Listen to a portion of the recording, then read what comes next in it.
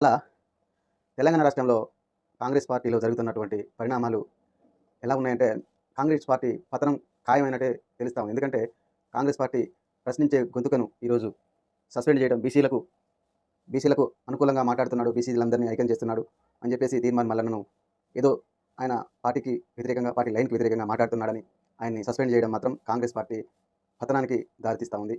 ఎట్టి పరిస్థితుల్లో ఆయన పార్టీలో వండుకుంటూ మాట్లాడటం ఆయన కూడా ఇబ్బందికరం. కనుక ఆయన్ని సస్పెండ్ చేసినా ఇలా బీసీలందరూ ఒక తాటిపైకొచ్చి ఆయనకి సపోర్ట్‌గా నిలుస్తా ఉన్నారు. అలాగే అలాగే బీసీ ఉద్యమకారులందరూ తెలంగాణలో మన హక్కులను సాధించడం కోసం బీసీలందరం ఐక్యంగా ఉండి మల్లన్నని సపోర్ట్‌గా తీసుకొని, వివిధ పార్టీలో ఉన్నటువంటి నాయకులందరినీ సపోర్ట్‌గా తీసుకొని బీసీలందరూ ఏకం కావాలని కోరుతా ఉన్నాం. అలాగే బీసీలకు పార్టీ పెడుతున్నారనే ఆలోచన కూడా కొంతమంది వ్యక్తం చేస్తున్నారు. పార్టీ పెట్టడం కంటే జేఏసీగా ఏర్పడి అన్ని పార్టీలను తల వంచి